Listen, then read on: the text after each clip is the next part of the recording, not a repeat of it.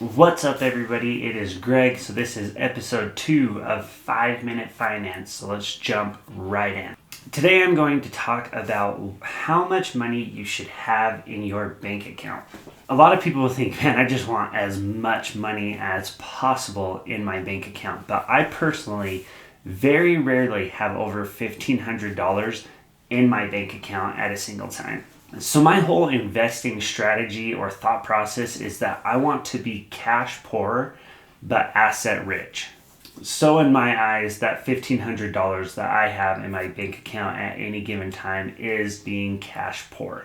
But that is because I use all of that cash to be asset rich, and I will explain what I mean by that. All right, the first step is to be as frugal as possible. So my wife and I, as an example, we actually don't even buy garbage bags because we just use the sacks that we get from buying our groceries as garbage bags to save a little bit of money. It's important to understand what I mean by an asset. So my definition of an asset is very similar to the definition that Rich Dad Poor Dad gives. An asset is something that generates income, or in my eyes, generates cash flow. And I think cash flow is key. So that is why I invest in real estate, among other things. But my primary investments are real estate.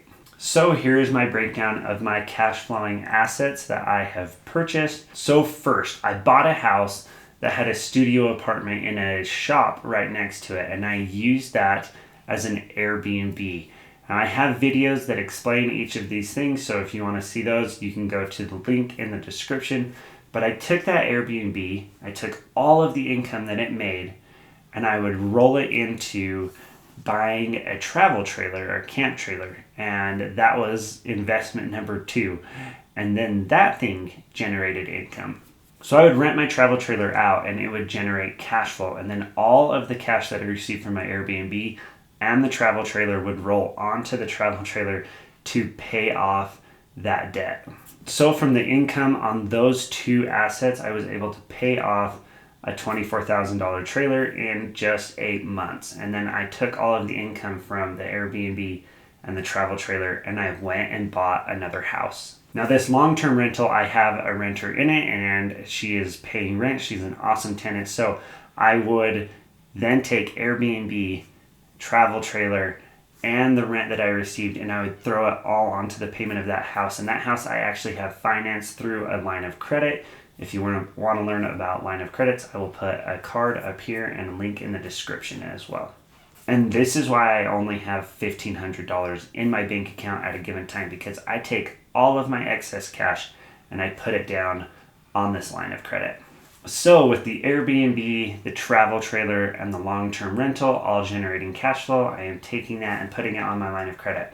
And then I had a great opportunity to buy another house. So I drew on my line of credit for a down payment on another house, and my wife and I moved a couple streets over and we turned our old house into another Airbnb.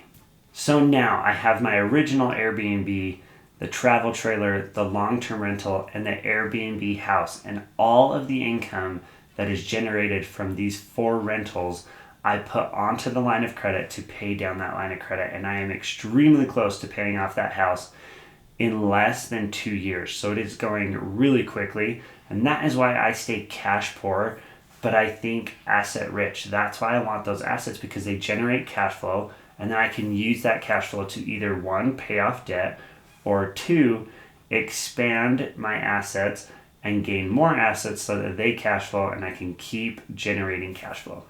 And really, isn't that what everybody wants? Everybody wants assets that generate enough cash flow that they can stop working, right? That is called retirement. So that is what I'm gunning for. That's why I stay cash poor but asset rich, because I want those assets that eventually will just be able to cover all of my expenses for me and provide me security in the future. So in my example, I have a ton of money that I just put down onto a line of credit. That's why I only keep $1,500 in the bank account.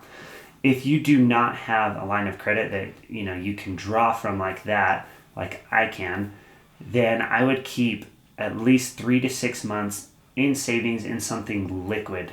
So it can be in the stock market if you want. Obviously, there's some risk in that. or just in your bank account, but I would only keep 3 to 6 months in emergency savings. Anything beyond that should be buying assets. So there you have it, episode 2 of 5 Minute Finance. Lower the amount of cash that you have. Be safe, obviously have an emergency fund, but then take any excess and go buy cash generating assets.